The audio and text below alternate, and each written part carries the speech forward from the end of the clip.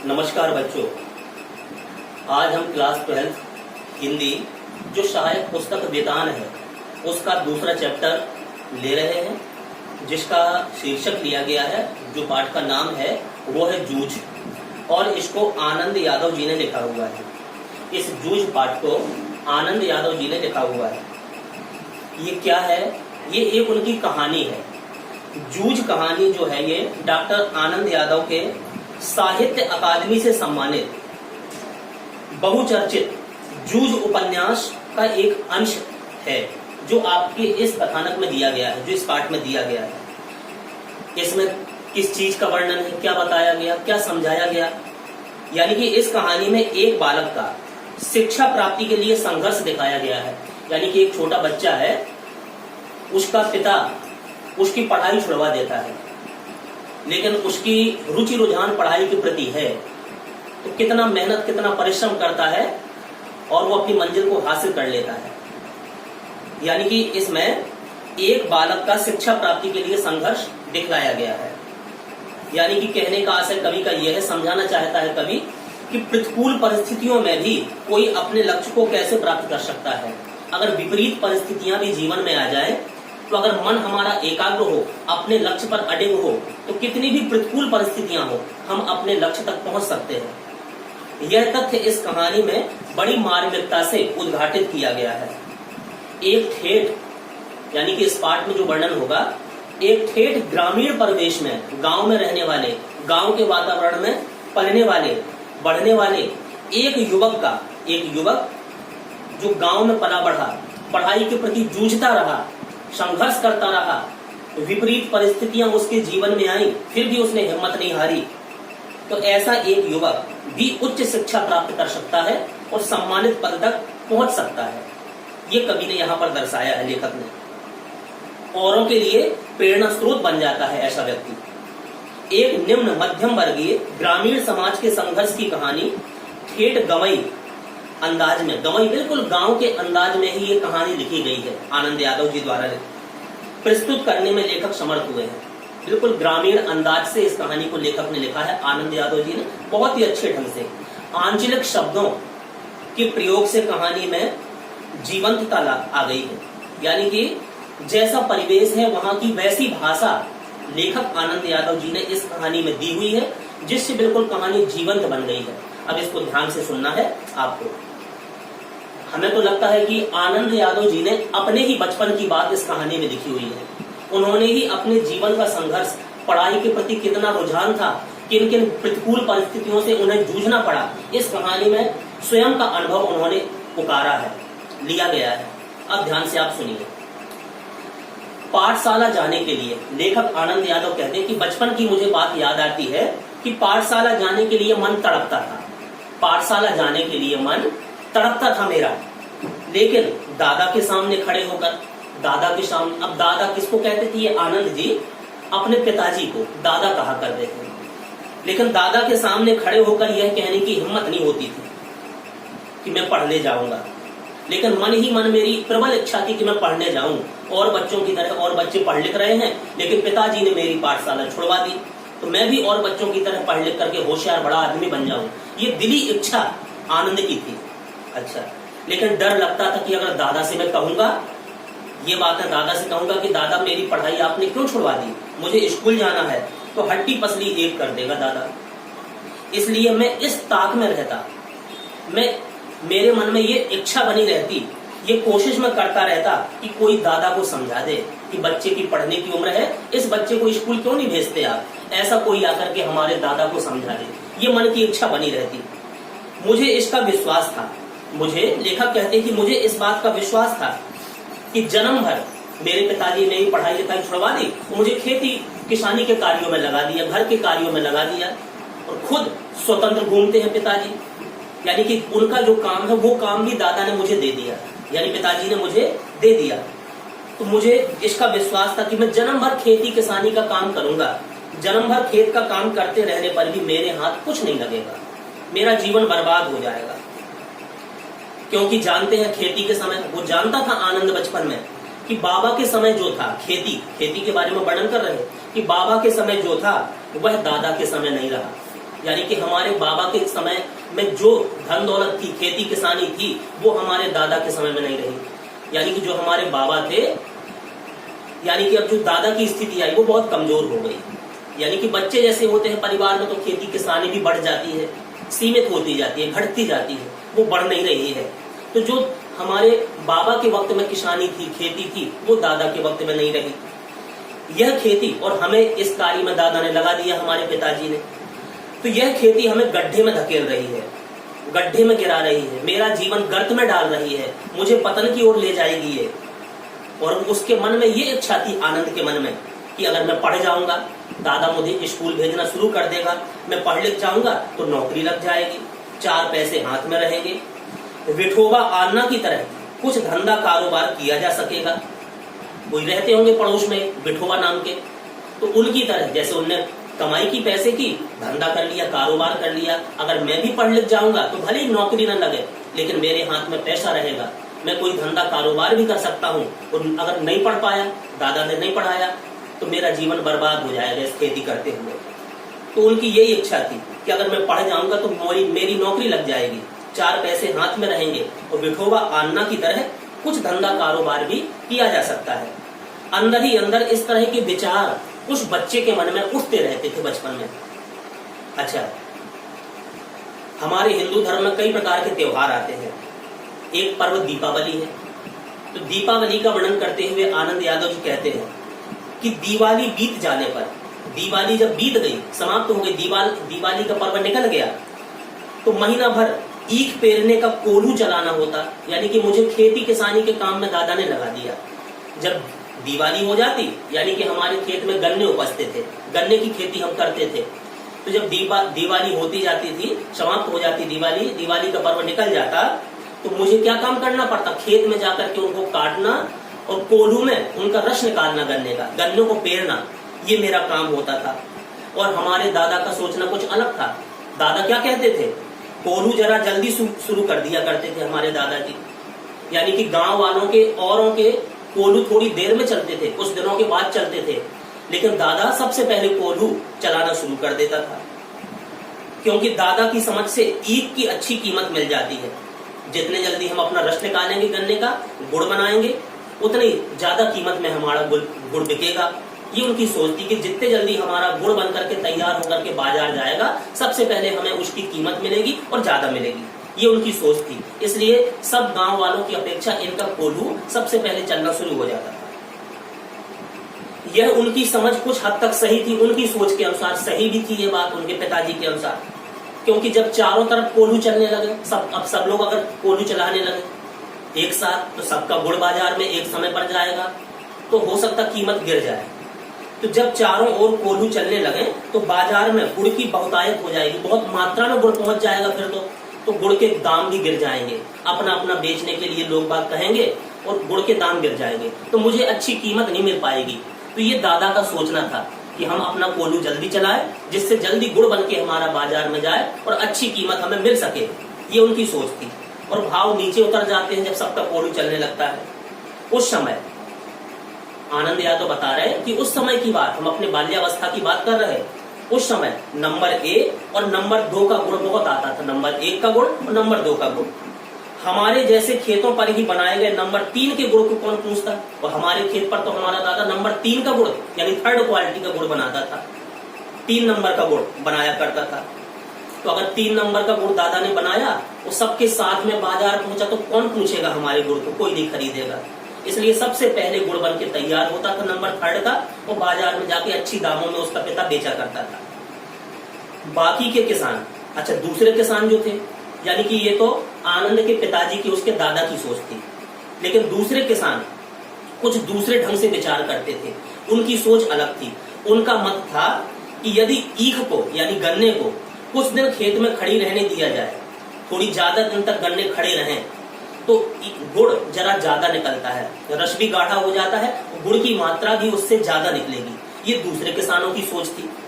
देर तक खड़ी रहने वाली ईख के रस में पानी की मात्रा कम हो जाती है, पानी की मात्रा कुछ कम हो जाती है अगर ज्यादा समय तक गन्ना खेत में रहे, और रस भी गाढ़ा हो जाता है, जिसके कारण गुड़ ज्यादा निकलता है।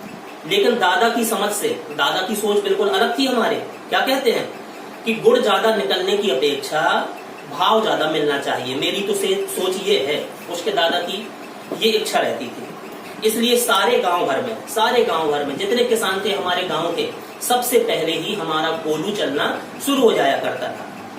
इसी कारण वह इस वर्ष भी शुरू हो गया। जिस साल आनंद यादव जी ने अपना वर्णन किया, उस साल भी कोल्हू हमारा जल्दी शुरू हो गया और हम उससे निपट भी गए।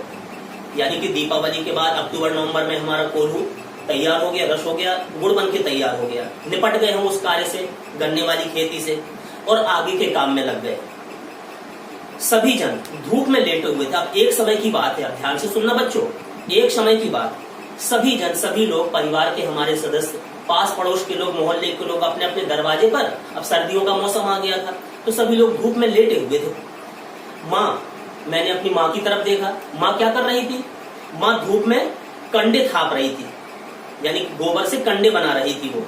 और मैं अपनी माँ का कार्य कर रहा था, माँ के कार्यों में सहयोग कर रहा था। कैसा सहयोग? मैं बाल्टी में पानी भर भर करे अपनी माँ के पास ले जाता था। माँ मुझसे पानी मंगाती थी, मैं बाल्टी में पानी भर करके माँ को दे आया करता था।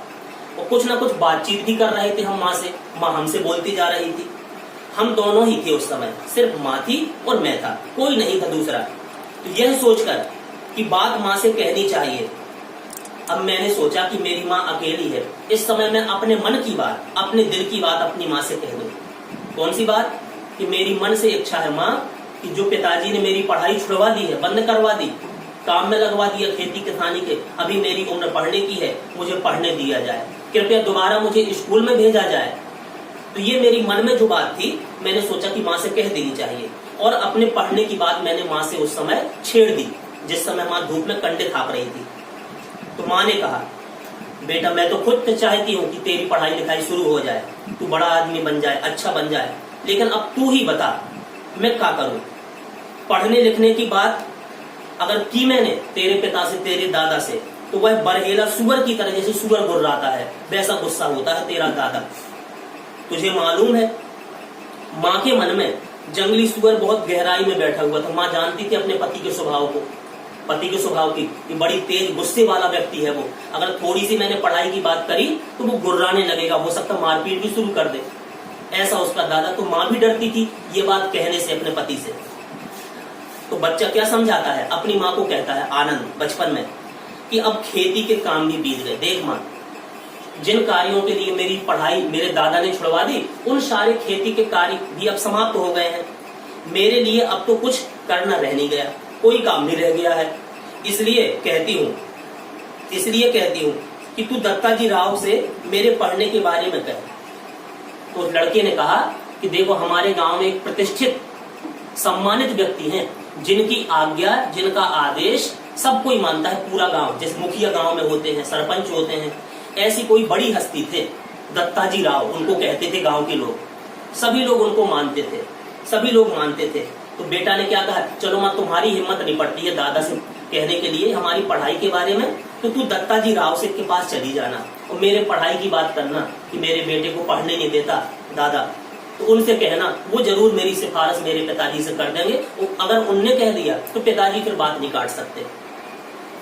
तो जब माँ को कहा, कि माँ ने सोचा कि बेटे की कितनी इच्छा पढ़ने की है, तो उसका मन रखने के लिए माँ आज ही रात को उनके यहाँ चलेंगे।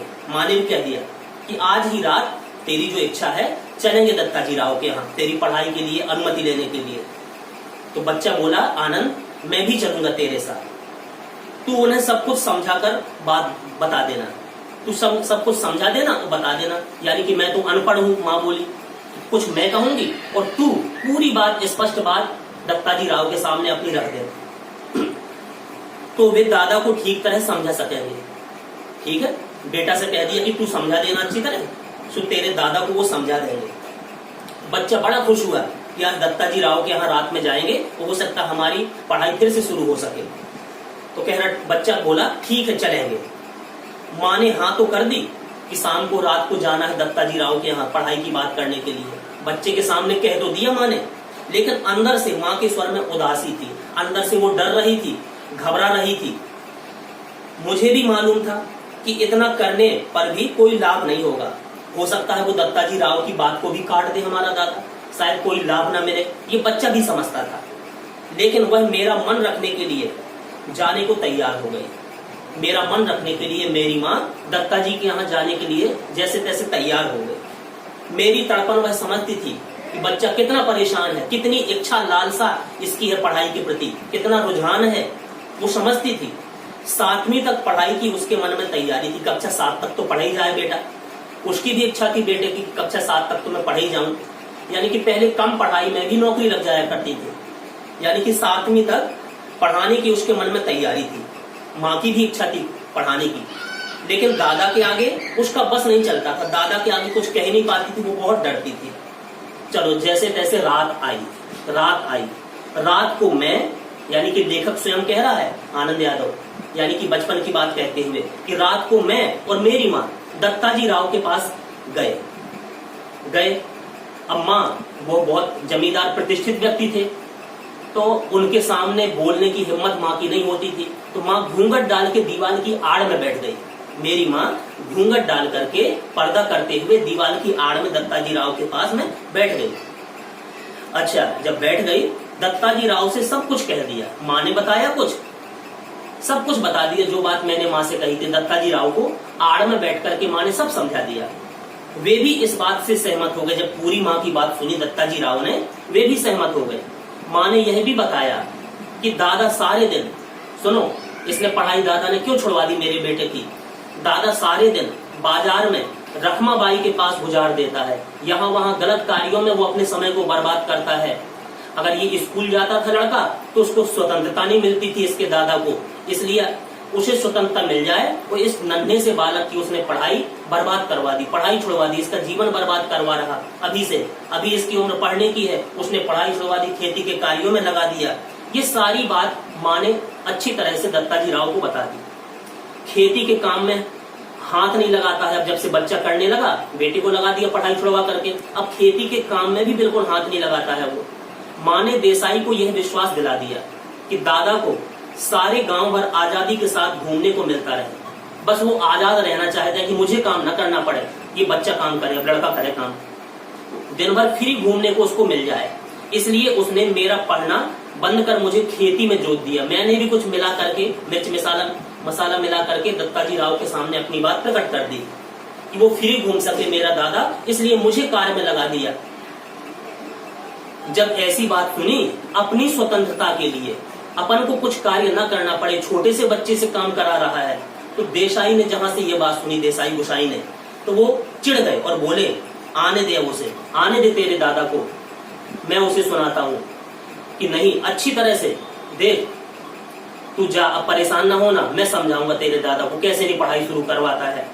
उठते उठते जब दत्ताजी राव ने कह दिया कि मैं तेरी पढ़ाई शुरू करवाऊंगा, अब मुझे अंदर ही अंदर डर तो लग रहा था, तो उठते उठते मैंने भी दत्ताजी राव से कहा, अब जनवरी का महीना, राव साहब अब जनवरी का महीना आ गया है, जनवरी आ गया, वो जानते हैं मार्च अप्रैल में परीक्षा होती है, परीक्षा भी नजदीक आ गई है, मेरी परीक्षा होने वाली है वैसे स्कूलों में, और अगर मैं इस समय भी 2-3 महीने पहले भी स्कूल में मेरा दाखिला हो जाए, स्कूल में मेरा प्रवेश हो जाए, तो पूरे साल का कोर्स मैं कवर कर सकता हूं दत्ताजी राव। तो यदि अभी भी कक्षा में जाकर के मैं बैठ जाऊं और पढ़ाई की दोहराई कर लूं, तो 2 महीने में 5वीं की सारी तैयारी हो जाएगी, क्योंकि 5 के पहले 4 तक वो पढ़ता रहा। 5वीं में जहां से गया था तो उसने, उसके पिता ने उसकी पढ़ाई छुड़वा दी थी। तो बच्चा कहता है कि मेरी साल तो बर्बाद कर दी, लेकिन अभी भी 2-3 महीने परीक्षा के रह गए हैं, अगर अभी भी मुझे प्रवेश मिल जाए स्कूल में, तो पूरे साल का कोर्स में 2 महीने में कवर करके दिखा दूंगा, आपको कवर कर दूंगा, और 5वीं में प्रवेश कर जाए, कक्षा 5 में पास कर लूंगा, यानी परीक्षा में पास हो जाऊंगा। इस तरह मेरा साल भी बच जाएगा, ये साल भी बर्बाद नहीं हो पाएगा। अब खेती में कुछ ऐसा काम नहीं रहा है, मेरा पहले ही 1 साल मेरे पिता ने बर्बाद करवा दिए, ये दूसरा साल बर्बाद हो रहा है। तो राव साहब बोले, ठीक है बेटा, अब तू परेशान ना हो, अब तुम दोनों अपने घर जाओ, जब वह आ जाए, अभी कहाँ है तेरा पिता, पूछा, तो कहा कि वो तो बस दिन भर घूमता है, रात को आता है सिर्फ। तो ठीक है, तुम जाओ, और जब वो घर आए लौट करके घूम घाम करके, तो मेरे पास भेज देना, मेरे पास सीधे भेज देना कि राव साहब ने बुलाया है तुम्हें, मेरे पास अपने पिता को भेजना। और ठीक पीछे से घड़ी भर बाद, कुछ समय के बाद, तू भी चला आना रे छोरा, यानी कि हे बेटे, हे छोरा, तू भी थोड़ी देर के बाद मेरे पास चला आना, उनके पीछे पीछे कुछ समय के बाद, साथ में नहीं, आ जाए तेरा पिता, कुछ समय लेकर के तू भी आ जाना। तो बड़ा खुश हुआ मैं और जी कह करके खड़ा हो गया। उठते उठते मन हमने यह भी कहा, अब घबराहट हो रही थी कि अब ये हमारे राव साहब ये ना बता दें कि माँ आई थी, बेटा आई थी, वो है मुझे कह गए, मेरे कान भर गए तो हमारी और पिटाई हो घर में जाकर के। डरते भी थे माँ और बेटा। तो उठते उठते हमने यह भी कहा कि हमने यहाँ आकर के राव साहब आपसे जो ये बातें बताई हैं, आपसे जो ये बातें कही हैं, यह मत बता देना मेरे दादा से, नहीं तो हम दोनों की खैर नहीं है, खैर नहीं है। माँ अकेली साग भाजी, तुम तो इतना बता देना कि माँ अकेली साग भाजी देने आई थी, सब्जी भाजी देने आई थी माँ अकेली, यह बता दें तो अच्छा होगा कि माँ सब्जी भाजी देने आई थी और बुलाया है। ठीक है, राव साहब ने कहा ठीक है बेटा, तू परेशान ना हो, मुझे जो करना है मैं करूंगा। देख, उसके सामने जब तेरा दादा आएगा, पीछे से तू आएगा, तो तेरे दादा के सामने मैं कुछ तुझसे प्रश्न करूंगा, तो निडर होकर के साफ साफ उत्तर देना, तू बिल्कुल घबराना नहीं, न संकोच करना। तो बेटा बोला नहीं जी, मैं साफ साफ उत्तर दूंगा। तो इतनी बात राव साहब के साथ में उनकी हुई, तो मैं माँ के साथ लौट आया अपने घर में। 1 घंटा रात जब बीत गई तो दादा घर पर आया घूम करके। मैं घर पर ही था, उन्हीं की राह देख रहा था दादा की कब लौट करके आ रहे। आते ही माँ ने दादा से तुरंत कहा कि साग भाजी देने में देसाई सरकार के यहाँ गई थी। उन्होंने कहा कि बहुत दिनों से तेरा मालिक दिखाई नहीं दिया है, तेरा पति बहुत दिनों से दिखाई नहीं दिया है, न मेरे पास आया है। खेत से आ जाने पर, खेत से कहीं आ जाए वो तेरा पति, तो इधर भेज देना थोड़ी मेरे पास, उससे थोड़ी बहुत बातें करनी है। जहां से उसके पति ने सुना कि देसाई सरकार का बुलावा आया है मेरे लिए, तो पूछा अपनी पत्नी से, कुछ काम वाम था क्या?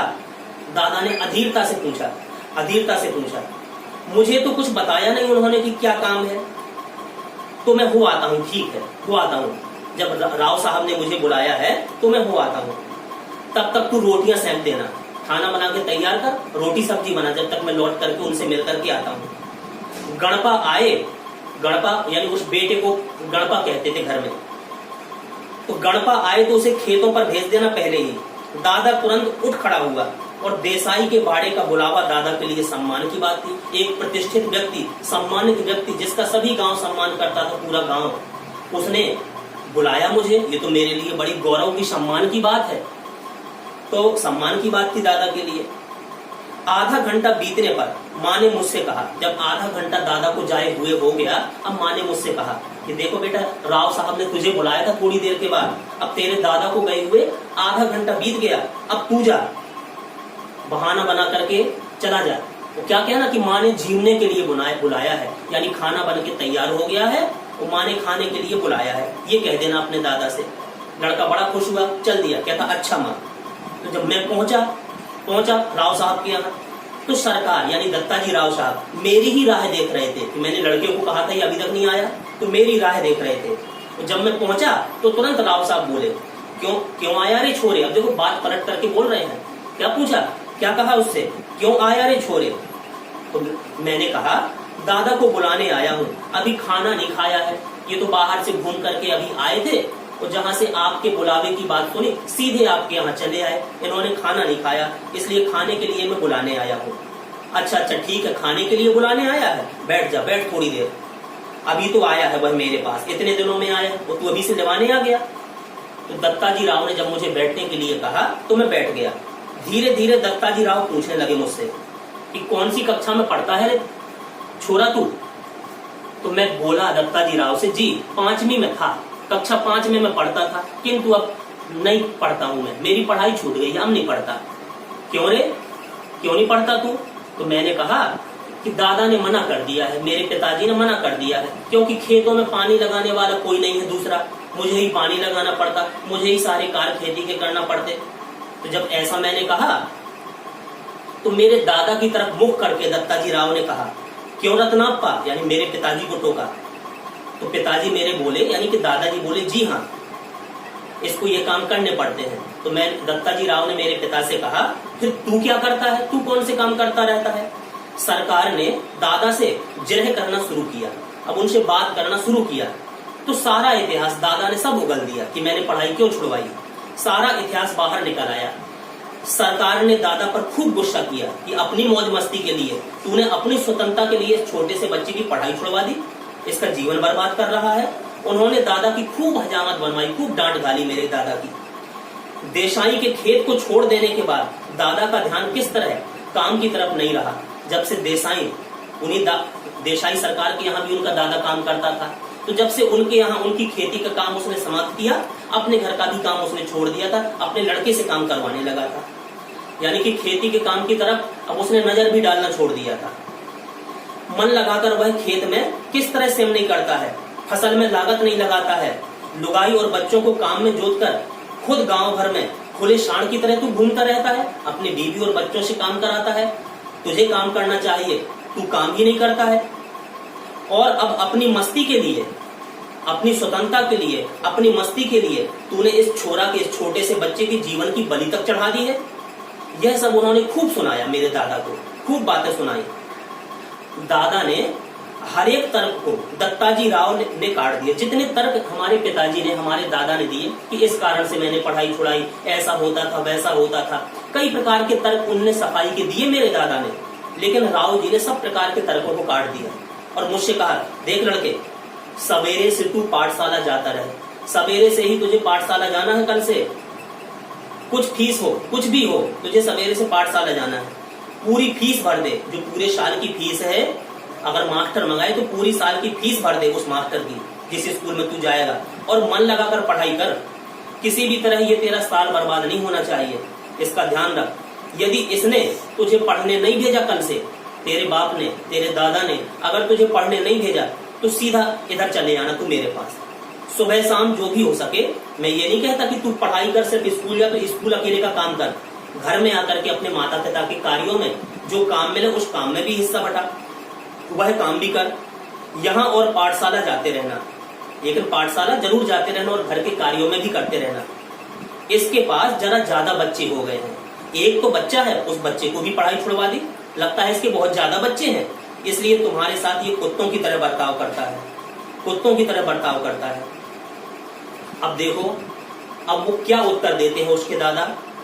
अब बच्चे स्कूल पहुंच पाता है कि नहीं पहुंच पाता है, कल से स्कूल उसका प्रारंभ होता है कि नहीं होता है, कौन कौन सी दिक्कतें आती हैं, ये कल के वीडियो में डालेंगे। अभी इस पाठ को यहीं पर समाप्त करते हैं। धन्यवाद।